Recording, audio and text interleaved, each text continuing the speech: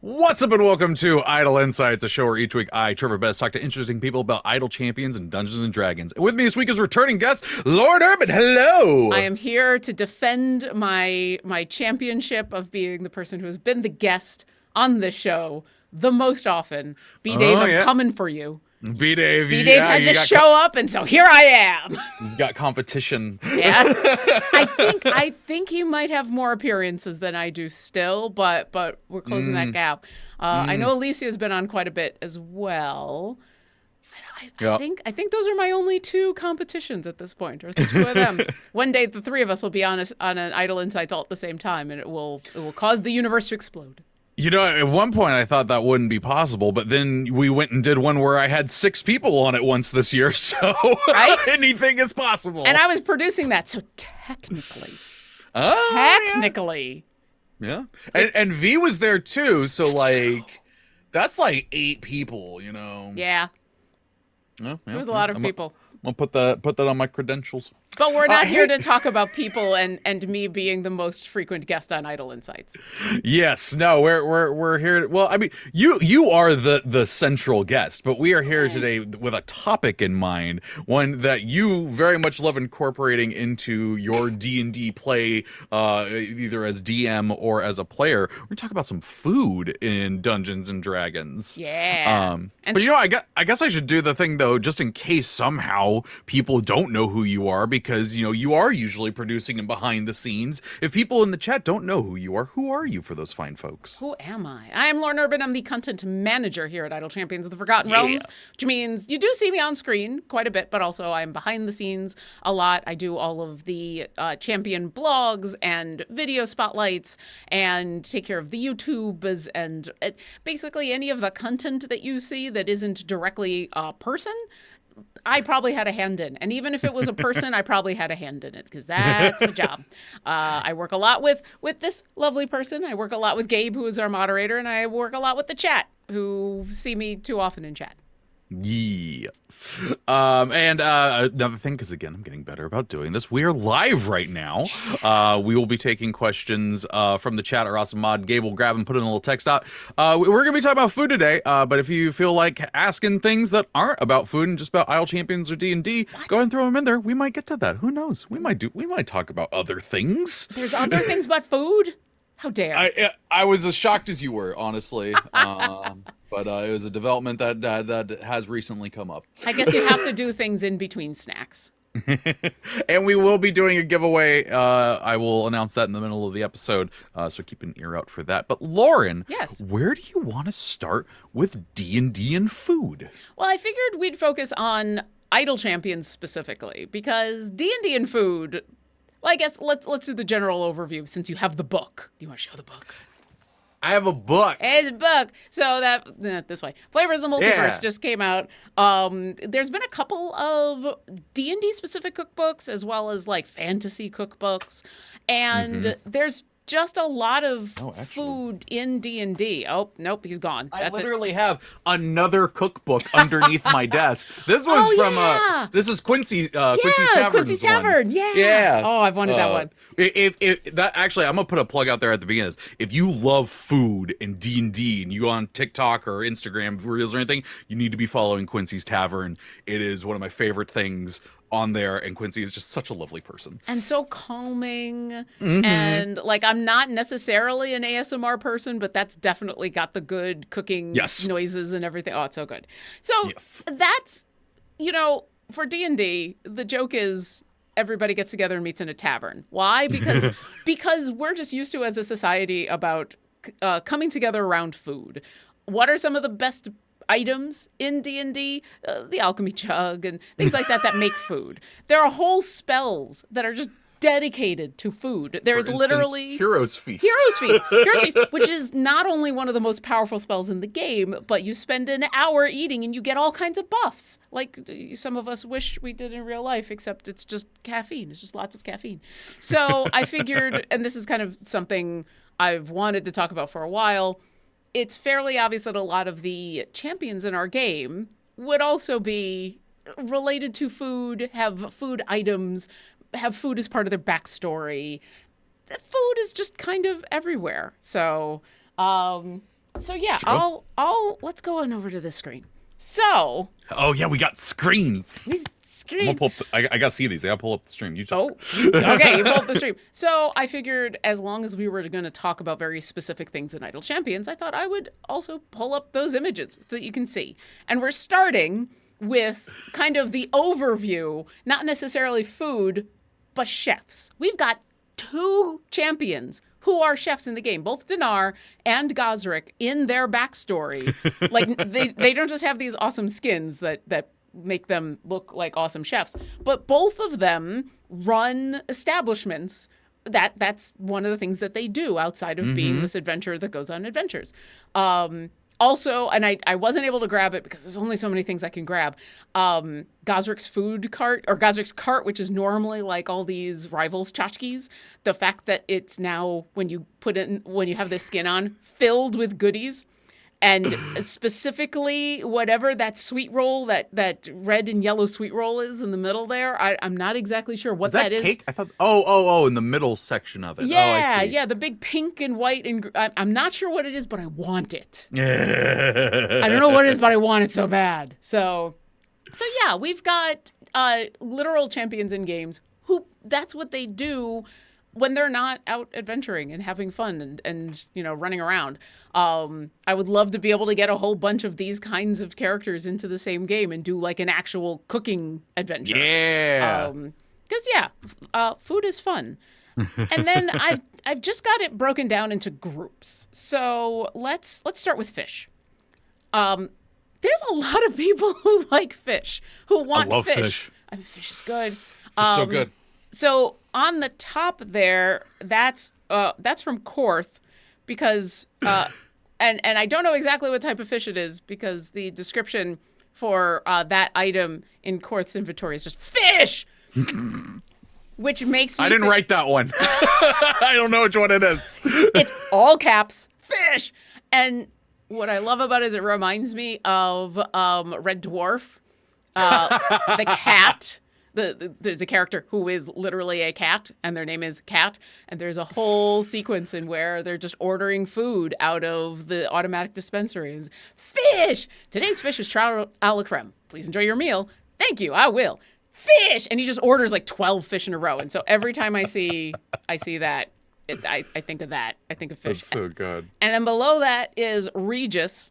And you'll see some of our champions have an individual piece of gear that's food related. Yeah. And some of them have an entire gear slot in where everything is involved with food. And Regis is one of them who has dry trout, filet o knucklehead, and the freshly salted, let me look this up, freshly salted knucklehead trout. So basically as the rarity goes up, it just becomes a better version of the same trout.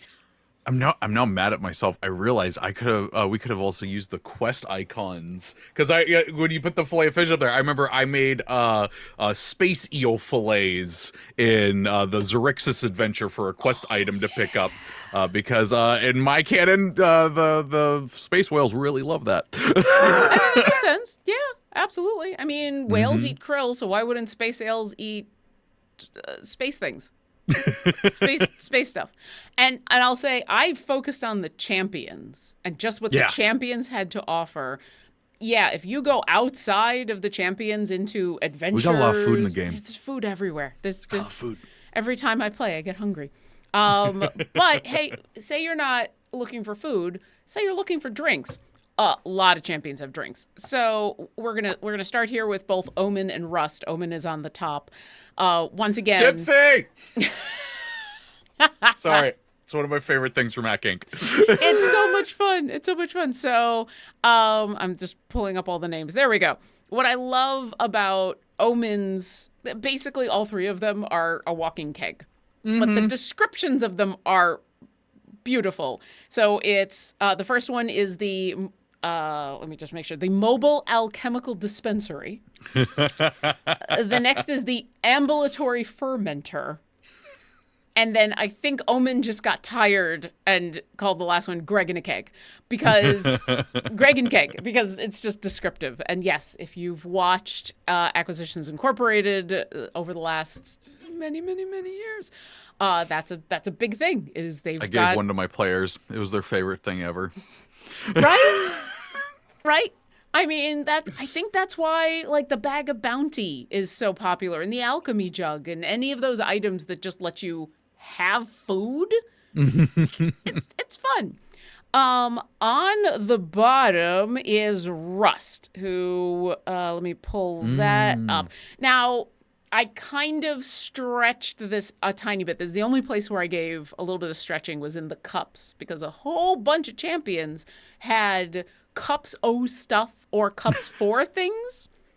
Cups O stuff. Yeah, and I do actually have a whole other section after we get done with this of runner-ups of food-related things. I love this. Yeah, I did a friggin' deep dive. I went deep. Yeah, just so you know, chat, I'm experiencing with you. I have not previously seen this. This is where we're reacting live. If you have questions, I have food answers. Hopefully, there's a lot of food in the game.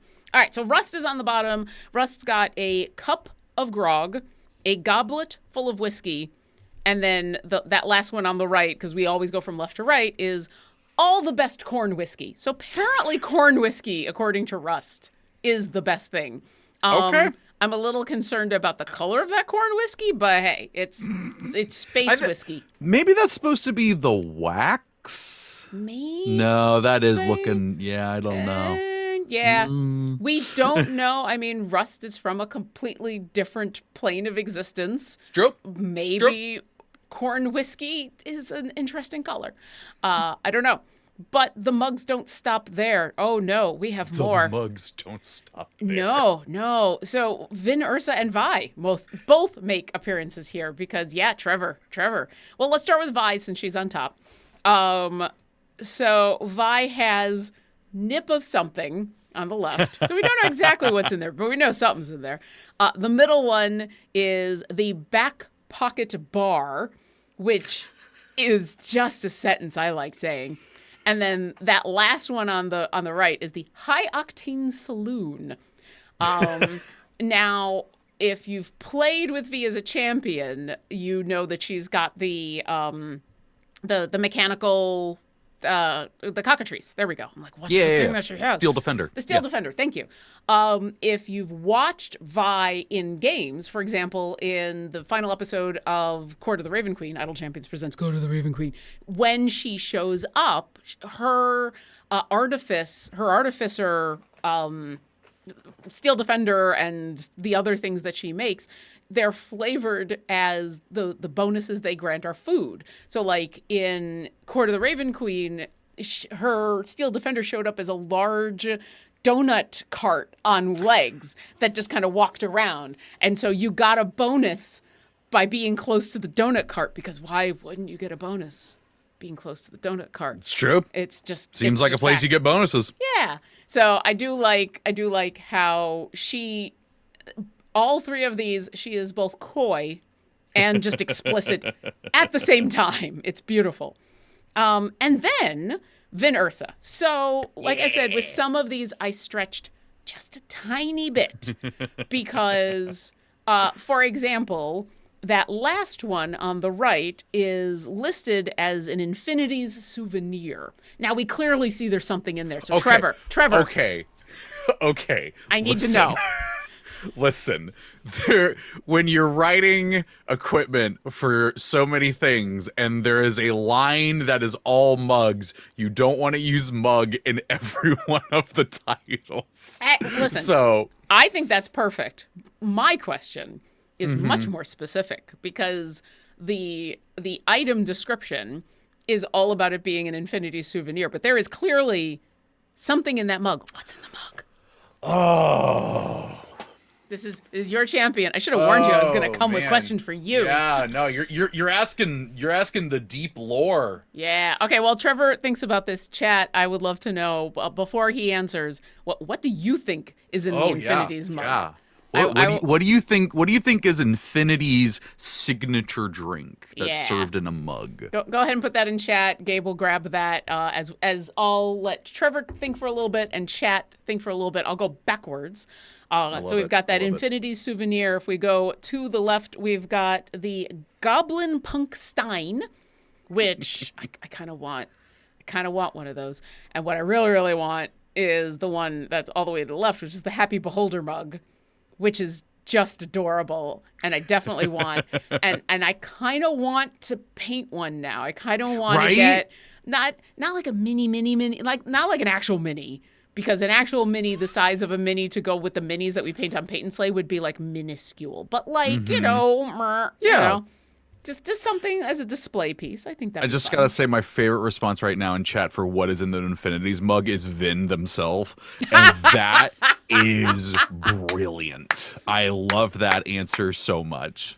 That's amazing. She just is like, you know what? I need some alone time. Just there you go. So good. Snug in her favorite mug. One of these days, I'm gonna get a chance to play Vin Ursa, and I'm gonna make that happen. I promise you. I promise you, right there. I mean, it sounds like that's what we're going with, but what other did we get from chat? So yeah, we got Blueberry Soda Pop, Tears of Enemies. I like that.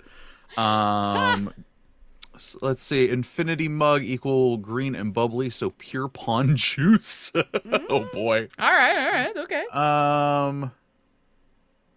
Yeah, I'm trying to think like. I recently in an adventure introduced the proprietor of that establishment, Bob Infinities, and I'm trying to think of like what I don't know. I'm in like show mode, so my brain's not in creative mode for writing stuff. Fair. I'm gonna go with Vin for this one. I really love the answer that it's Vin in the mug. I do too. I like that a lot. It definitely breaks the whole what's in there to drink and eat, but it's just such a good answer for. It's such a good answer. It's so good. It is. I didn't even connect it. Yeah, it's the same shade of of liquid as the plasmoid. Yeah, that's fantastic. I love it. I love it. And then you got to have that moment in the game in where someone goes to pick up the cup and drink from it, not knowing, and then they just get a Vin Ursa to the face. That was Gracier 1076 giving you a shout out for that one. Thank you very much. I like that answer. Shout out for awesome answers. Raise my off-brand LaCroix to you. I will raise. Here we go. Because it's Hanukkah, I have both my Hanukkah mugs. Yeah. There we go. I'll raise both of them to you. I had. It's the last day of Hanukkah. I had to. There we go. Also, a holiday filled with food. Potato latkes, the best thing ever. Okay. Anyway, back to Idle Champions. So, as you've probably noticed, there's several champions that they filled up an entire equipment slot with things that are food related, either like a progression of food or different kinds of drinks or whatever it is. They're not the mugs and the fish are not the only ones. Let's go on to some other champions who have full equipment slots, like Egbert. Somebody put it in the chat just as you said it. I love it. Yeah. Egbert has because Dragonborn after my heart has to have food in all of their equipment slots. I mean, not even Orkira has this much food in her equipment. So from top left is the finger foods, which actually look like pretty decent finger foods. I'm not sure if that's ham or whatever that is. Top right are Scotch eggs, which I have only ever heard of and never actually had. Have you ever had a Scotch egg? So, fun fact, I found out what a Scotch egg was from this when I was talking to Luke I remember on the Idle interview. Insights. Yeah. And so, hilariously, like I think like a couple of weeks later or something, I ended up at a British restaurant near me, and they had Scotch eggs, and my wife and I were like, "Well, we gotta try it." I like it. It's good stuff. Yeah. I'm a fan. Nice.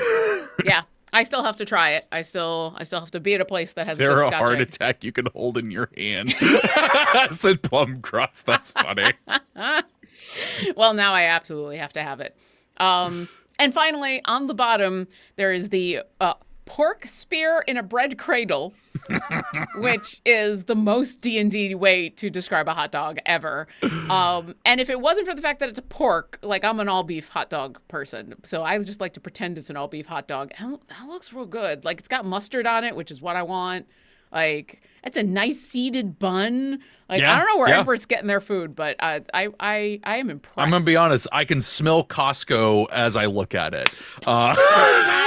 It looks good. Those are better than they have any right to be for a place like that. My old office job, the soul-sucking law firm that I worked at, there was one day where me and two of my coworkers, I don't even know how it got brought up, but we were like, man, ain't a Costco hot dog good? And we got in our car and all drove on our lunch break to Costco and bought hot dogs. You know that the Costco people know they're good because the only thing you can buy from Costco that does not require a Costco card are the hot dogs and the pizza they have outside. Oh God, that's so good. It's right. It's the only thing that they're like, yeah, $1 hot dog. Here you go. All right. So I do have to say, of a lot of the food that we're about to see, I do think Egbert's sounds and looks the most delicious. Oh yeah. Now, there's other delicious things in here, but as far as a triptych of food, both looking and sounding delicious, even though I am not a pork person, I think Egbert is way up there, if not on top. And then there's Tatiana, who comes to us with a... yeah! Yeah, I knew you're going to know what this is. So top left is the quenching bottle, which we can assume is water, just kind of a general flask kind of thing. The top right is a turkey leg, which totally makes sense for Tatiana, which is, I could just see her eating off of a turkey leg and then bashing someone over the head with the turkey leg. And then on the bottom is the muffin surprise, which if you see the toe in there, that is not a mistake. If you've watched Black Dice Society, you know what we're talking about. I did not pull it up because I didn't think it counted, although I do have on the runner-up part of it the fact that Brother Uriah has an equipment slot that includes the toe in various, from in a vial and a jar kind of thing. I did not include that because technically that's not food at that point. It's true. It is in food in this one, yes. Yeah. For those uninitiated, that is a toe muffin. Yeah, that's a toe muffin. Toe muffin. Mm-hmm. Or a muffin surprise, if you want to use Tatiana's nomenclature. I remember, because Erin worked on this one, and I just remember getting a Discord message that she's just like, what's up with the toe in the muffin? Did you reply, I get that question quite often, thank you? No, I told her the situation. She goes, yeah, that sounds like a game B Dave ran. Oh, yeah. It was a whole thing. So Tatiana is not the only one from the Black Dice Society, however, who has a whole stock of food at the ready. Let's take a look at Fen, who... Oh, yeah. I also bent the rules a little bit because you know what? They're my rules. I can bend them. What are the rules of this show? Well, they're mine. There are no rules. There are no rules, just right. On the upper left, we have dried meat. I think the other version of it just says jerky. We don't know what kind of meat it is, but, just looks like your standard jerky. On the bottom, we have Feywild candy, which I'm going to bring up Thalora later, but totally reminded me of that. That just looks like perfect it does. Carnival food. Yeah. Like carnival candy. I can almost taste the suckers on there. Mm-hmm. It's so good. And then where I bent the rules a little bit is the top right is a goblet of blood, which hey, for Fen is food. It's true. It's true. So and that was actually because I went looking at Astarion as well, and he doesn't quite have the same thing, but he's got a dead rat. He's got a dead Fun fact, I wrote flavor text for a dead rat twice. Yeah. But, I didn't know if that exactly counted, but he does have, and I figured I'd bring it up here, his ultimate is it's like sanguine something, and he goes and just bites people. So if you're gonna be a vampire in Idle Champions, apparently you have to have a goblet of blood. Yeah, you're gonna be eating well. Speaking of eating well, although what comes out of your pockets is your business, and a lot of the champions who have food in their pockets, it's a choice. So Ishii.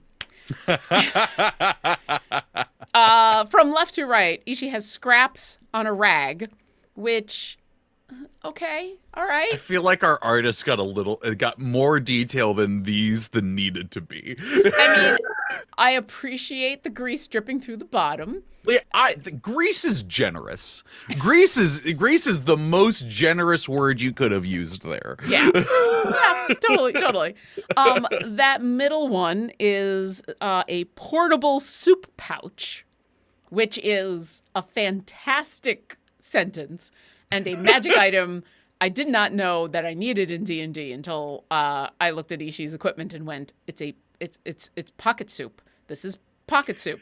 And guess what? That's what her third item is. It's pocket literally soup. Called pocket soup.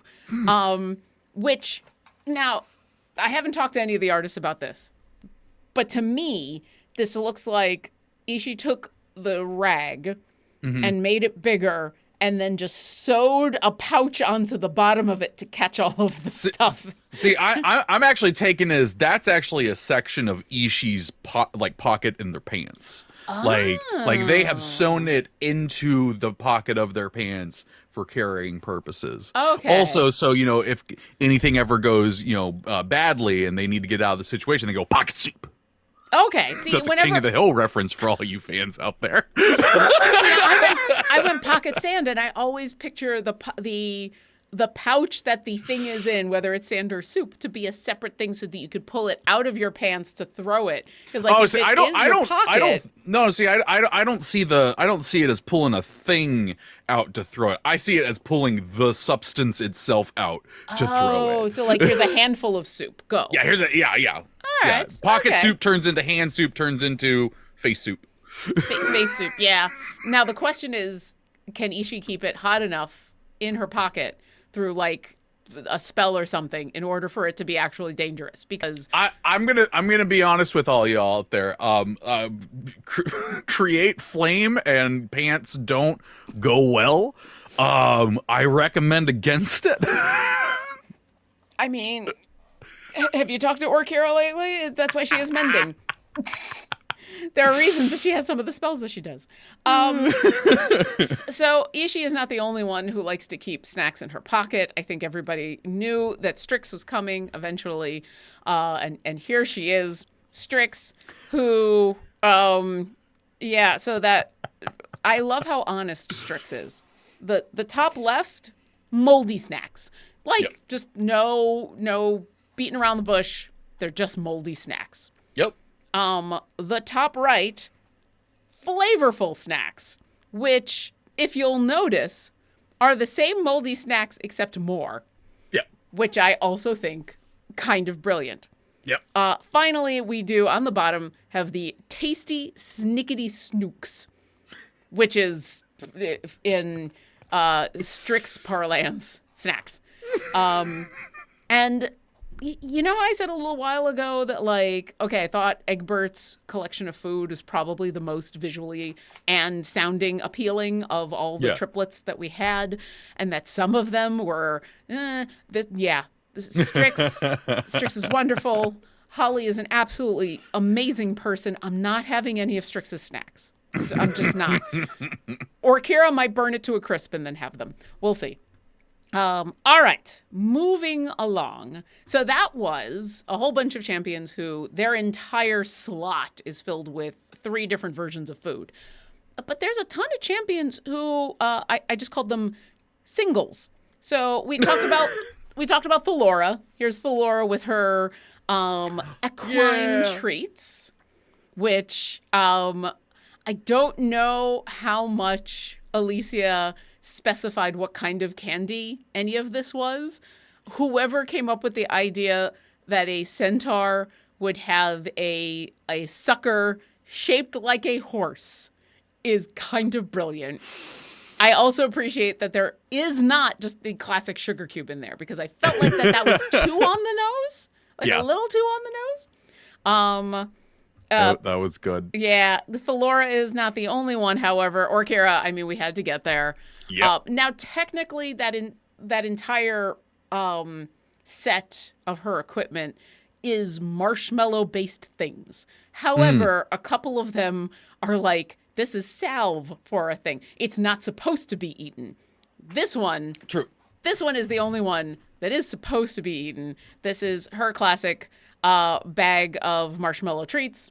My favorite thing about this, and this I can speak from personal experience, as I was talking to the artists, and this was before I started working at Codename. Like these were in the meetings that our artists and our designers have with the content creators months and months and months ago. And so I'm telling them about this bag of marshmallows that she has that's just constantly producing marshmallows, but they're always slightly stale. I don't remember who came up with the idea to make them look like little Dragonborn, and now all I want to do since Orkira came into the game years ago is make marshmallows in the shape of little Dragonborn faces. That's adorable. Isn't it adorable? I love it. Best. They're all still slightly stale, but that's okay. We also have Dob. Dob joins his friend Egbert, except as much as Egbert had very lovely looking food and lovely sounding food, Dob has suspicious hors d'oeuvres. Now, I know this one, yeah. It might not be obvious until you look at the bottom of these little finger food sandwiches and whatever that purple, bluish stuff is. Yeah, little sus. Little sus. And he literally just calls them suspicious hors d'oeuvres. So, you know what you're getting into if you decide to go after that. Finally, before we go on to runners up and other things, we have Briv. Briv, who just, like Korth, kept it simple. Korth had fish. Briv has meat. Meat. Just a big slab of meat. I'm a little worried about what kind of meat it is, considering some of the other creatures that are listed in Briv's stat block. I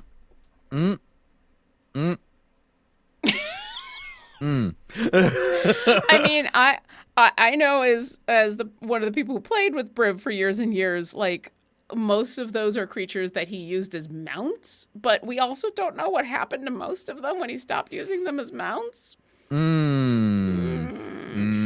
We should have done this episode before Adam Bradford came on, so you could have asked him, hey, Adam, what kind of meat is that?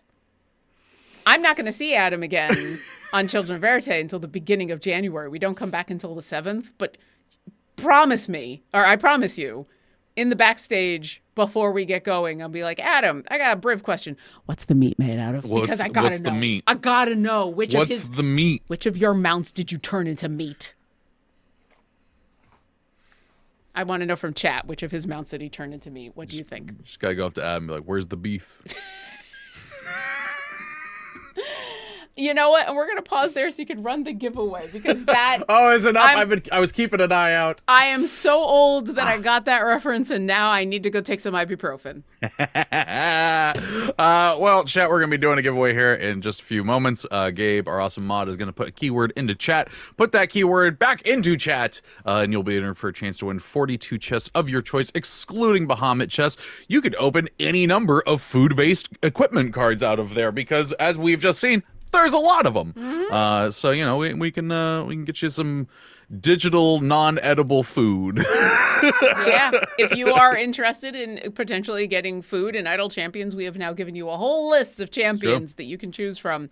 I mean, I might have a suggestion of my own. I don't, you know, it's just a vague suggestion about what you should go after. I'm just saying, you know, marshmallows are the best. Marshmallows.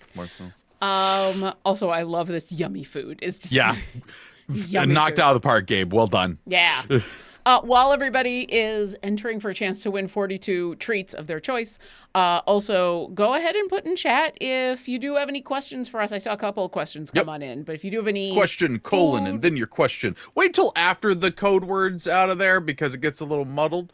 But yeah, you got any questions for food or Idle Champions or Dungeons and Dragons or any of the flavors across the multiverse, pop those into chat. Yeah, or I ran on Sunday Deborah Ann Woll's adventure from that book, Saving the Children's Menu. I ran that on D4 for a bunch of lovely people, including V Muse, also someone who works at Idle Champions. So yeah, this has been a full week of food for me, and of D&D food specifically. I feel like we're crossing a little things over. I just found black lotus root in here.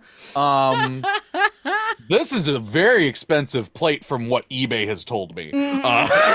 Absolutely. You can only get that in the finest Sigil restaurants. And you know what? You only get one plate, and that's it. You can't ask for another. Yeah. I'm desperately trying to make a magic joke, and that's the best I can come up with. I'm sorry. It's got to go into the graveyard after that. Man, it's so sad when you have to mulch up some Black Lotus. All right. Well, that's all going on. I don't have images for these because you know what? As much as I was having fun grabbing images for everything, I couldn't get all the things, and some of these are just related things. Like I said, runners up, things that are not necessarily exactly food? Question mark? Because some of them are question marks. So we talked a little bit about Astarion. He does have that well-fed ability, which was the one I was trying to remember. Yep. So while not everything in his kit is definitely is food related, he's got a power that is. Also Desmond. There's a couple things with Desmond because it seems like a lot of the Black Dice Society have a lot of food-related things. Yeah. Huh? Yeah. So his slot 6 is a storage pouch that is, quote, big enough for a large flask in case someone starts talking politics. So technically it's not a large flask filled with something. It is just a pouch big enough for one. Well, I mean... Yeah. And speaking of Desmond, I mean, it's pretty well established in All Champions Presents. He's got pocket brisket. So. Well, that was the next thing I was going for, is we also know that he's got pocket brisket. And not just Idle Champions Presents. I believe he had pocket brisket in Black Dice Society. Well, here's the thing. I can't remember, because they were going on at the same time, I can't remember if that was a joke that came from Black Dice Society into All Champions Presents or vice versa. Ooh. I just remember it was heavily done around that time. Yeah. You'd think I'd know. I only edited that thing and listened to every minute of that show and more. Yeah. But I can't remember offhand, but my gut says it was in Black Dice Society first. Oh, because we did the comic of it. Yeah. Well, the comic came from Idle Champions Presents from that moment. I remember the comic being worked on before Idle Champions Presents started because Desmond came out as that started. Yeah. And Luke had pitched. Yeah. It was in Black Dice Society first. Okay. It was in Black Dice Society first. And the reason I think that is because I do remember at one point when we were all preparing for Idle Champions Presents Court of the Raven Queen, one of the things was just like floating around in the back of my head of like, hey, the instant I get a chance, I'm gonna offer Desmond's marshmallow because I know because I've got pocket marshmallows and he's got pocket brisket and maybe Tatiana will pull out a toe muffin. Who knows? This can just be fun. It'll be great. Shaka ended up running around with rats. It was great. We were all there for food. Speaking of other people, Freely was technically in Court of the Raven Queen, kinda, not really. Yeah. No. But Freely, in slot 4, he has dyes. Now, are these food? No, absolutely not. But one of the descriptions on one of the cards indicates that it's the forbidden food. You know how people will show images of something that you're not supposed to eat, but if you don't know what it is, it's like, ooh, that looks yummy. One of his cards indicates that the dyes look real yummy. Don't eat hair dye. Don't do that. Don't eat hair dye. That is something Freely would say, but don't do that.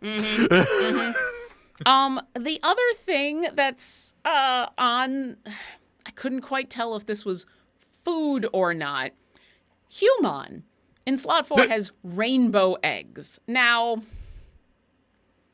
I couldn't quite tell. I couldn't come to a decision about what these exactly were, which is why they're in the runners-up. They're very pretty. They're very, very pretty. But I'm like, I don't know if these really are eggs. So I wasn't on the writing team at that time, so I would not know. And actually, I just saw Evil Emperor Zerg got into chat and is a little bit late because I saw the questions come in. Thank you, Gabe. Real quick, we literally just covered, you missed Desmond's pocket brisket by about a minute or two. And yes, we did talk about Dinar as well. Dinar actually got to be talked about first with Gosrick because we were talking about chefs. So yeah, we did. So good call outs. I'll get to some of those other questions that I see over there in a minute. Nerds. Here's the thing. They are food. They are food. Yeah. Like, I didn't want to put them in the food category because I feel like that's a creepy question. Yeah. Right? That raises a lot of... In Idol Champions, they are champions. They happen to be inspired by a candy. Well, now you're bringing now. Oh God, see, no, that's opening up the same questions I asked during the movie Cars, where I'm just going down the rabbit hole of like, okay, well, if they're not food, does that mean that they have like internal organs? What are the internal organs of a nerds now? What? At least, fortunately, in D&D, there's an easy answer to all those questions. A wizard which is did it. Yeah. Magic. Like that's all you got to say. Cars, I cannot help you with. That's just a one. So I put nerds on the runners up because Celise. Now Celise doesn't necessarily have anything in her equipment. However, Jason Charles Miller wrote a theme song for Celise, working with Tanya DePass. And that theme song is called Soaking Away Regret. And it is very specifically about Celise enjoying a bath with a glass of whiskey. And it's all like how important that is. And she does bring that up in game a fair bit, that it is sitting in the tub and enjoying. So like in her story, that is there. And it bleeds enough into Idol Champions that we've got a song about it. So once again, runner up. It's literally in the game. Yeah. We talked a little bit about Brother Uriah and the fact that while he does not have any food items, he is distinctly related in many ways to Tatiana's toe muffin. Last, but certainly not least, and then we will get to these questions, Spurt. So here's the thing. Oh, yeah. Everything in Spurt's equipment are weapons. Mm-hmm. But some of them, but all of them are creatures, and some of them, the flavor text indicates flavors. So, for example, there's scorpion on a stick, there's wasp in a bag, there are grubs, there's a basket of centipedes, that all the other centipedes are a thing, like it's an attack, but one of them is called a lunch snack. So, does it count? I mean, it's technically a weapon. You're not supposed to eat it. I think it's just Spurt. Yeah, well, we all definitely know those foods are only good for 11 days, so, it doesn't really... There you go. Yeah. I bet you at least some of the food actually is some of the food. Some of the weapons are better for more than 11 days. It's just who's carrying them, And that is my very brief tour of the Food in Idol Champions Champion Edition. Because like I said, I did not go into... there's too many adventures that involve food. There's an entire adventure that takes place in a tavern. There's 12 adventures that take place in taverns. There's one adventure that takes place in 12 taverns.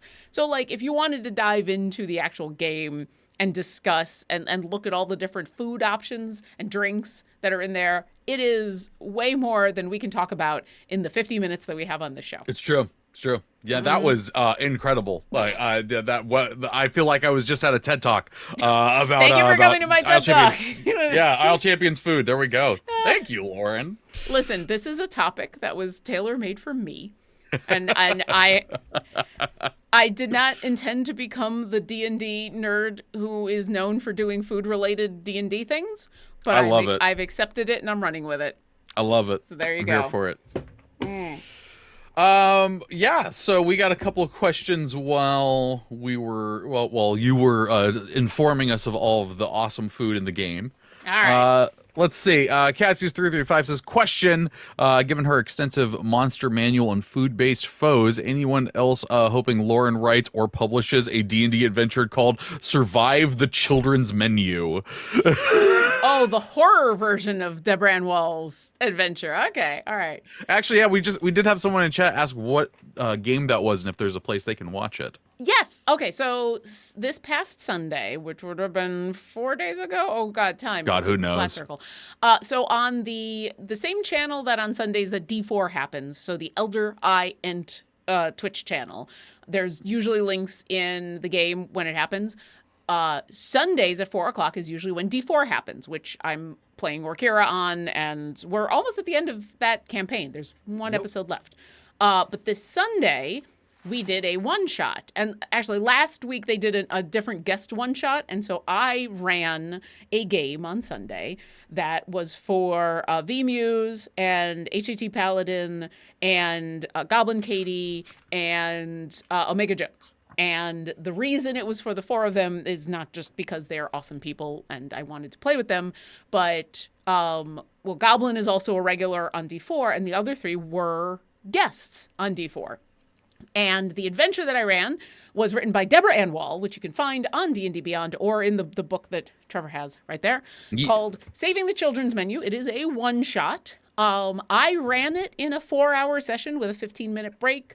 I would suggest if you want to run it, 4 hours is a good amount of time. You may need another hour if you need, if you're going to do these characters meet for the first time and getting to know each other, or if you think that your players need more time solving the puzzle. But it is a one-shot that you can run comfortably in an afternoon.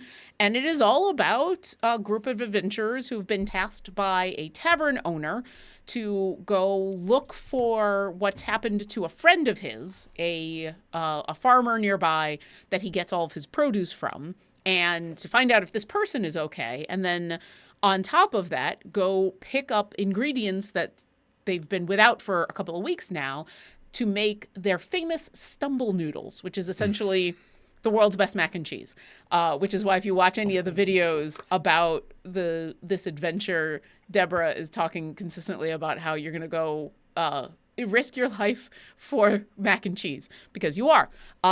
It's a real fun adventure. It's got a little bit of everything in it, which is why I think it's a really good one-shot. It's got a chance for combat. It's got a chance for negotiation. It's got puzzles. It's got exploration. It's kind of got everything, but in a nice little contained package. And it's also got a couple of hooks at the end for if your one-shot turns into something more. So that happened on Sunday. I believe that VOD is still up on their Twitch channel, and it will definitely be up as a VOD on their YouTube channel on Monday. It's usually the week later. So, okay. And thank you for asking. I appreciate it. Yeah. It was a lot of fun. Caster335 comes back with another question. Can someone please explain glitter beam? Yes, of course I bought it. Glitter beam. I don't know if it's gonna blur it out. It's a sunfly. Yeah. It's from Planescape. From specifically Mort's Planar Parade. I gotta put my face behind it for it to not blur it. Yeah. So one of the new creatures from there. There you go. So we got a familiar. Let's see. R Green Paradox question. Treavor, when will Strix show up to play tour guide in Sigil? I picture her sounding like a bad tour of Hollywood stars. Holmes guide. Oh my god, that's perfect. So here's the thing. I know Strix has a big tie to Sigil and everything. Because she is not one of the main cast, and part of the whole thing about this adventure is they don't remember who they are or anything like that. I'm not pulling in characters like that to do that. I know it is because of the story and everything that's not happening. Also, the other reason we didn't have Strix in there is because I felt weird having her be a main character in this and to not dive into anything about her and Sigil. And I would have wanted to work really closely with Holly to do that well, and I wouldn't want to have added anything that she wouldn't want in there. I'm very respectful of these characters. They are not mine. I can confirm the number of times that Trevor has come to me and been like, "Hey, Lauren, so if I kill Orkira, would you have a problem with that?"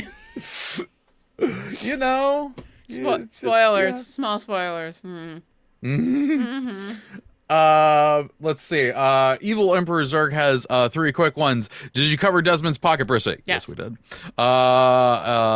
Did you get Donar? Yes. Okay, then what's the last one? Do we get Darglebark the Druid familiar on this list? You had to see the video. That's I'm glad he didn't show up. You know, I've seen that video. I'm glad he didn't show up. You know, the other thing that came up and that I did not go into familiars because, like I said, there was enough with champions. Yeah. I don't know if y'all remember years and years and years ago when all the red panda outfits came out. That's right. They had the Yeah. Yeah. And that some folks thought that some of the familiars specifically because some people just turned into red pandas and some were wearing like a red panda kigurumi. And then there's Bubbles, who's wearing a red panda kigurumi. It is canon. That is what it has happened. But there were people who thought that Bubbles had killed and skinned a red panda. And, and I'm like, no. Bubbles is trouble, but not that kind of trouble. I see one last question came in here. I don't know how to say it. PHT Halo 42. That's how I'm gonna say that one. Treavor, what is the jacket or whatever you're wearing? Ooh. I'm wearing my holiday festive Cthulhu Christmas sweater. Hey, it's gonna blur it a bit. Sorry about that, but yeah, it's my. Happy Hanukkah. There we go. You know what? Because Cthulhu is here for all of us. Yeah. Merry Christmas. Cthulhu believes all of us are food.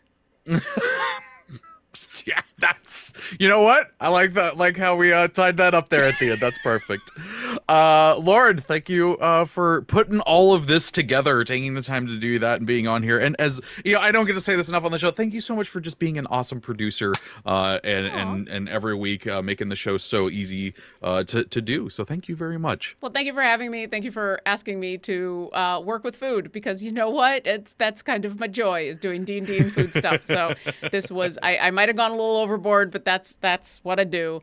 And I will say, as a producer, I am very grateful for the fact that you and the guests that we have been very easy to work with, which makes my life very easy. So thank you. And also it helps that we've got Gabe in chat, so I don't have to worry about thank you, chat Gabe. too. Yeah, this as a heads up, this is our last show for 2023. So yeah, no, I give out the shouts that I don't usually get to do. Thank you, Lauren, so much for doing the producing. Thank you, Gabe, for being a moderator in the chat, doing such a fantastic job. I really do appreciate everything that you do, and thank you all out there for tuning in every week and watching this show. It is an absolute blast to do. I am so lucky to get to host this show and talk to the amazing, awesome, cool people that I get to do. I hope you all have a good end of the year and your holidays and whatnot. Have a safe and happy next couple of weeks, no matter what you celebrate. Especially safe. There's a lot going on, so be safe. Yes. Be kind to people. And Treavor, you're not lucky for doing this. You earned it. Thank you. Look, I made him blush right before the end. You did. Lauren, if people wanted to find you and what you do on the interwebs, where could they do so? The easiest thing is to go to my website, lauren-urban.com, because I've got socials linked in there, and so you can pick the social of your choice. Perfect. I love that. All right. Well, that's going to do it for this episode of Idle Insights for this year. So until 2024, take care of yourself. Bye.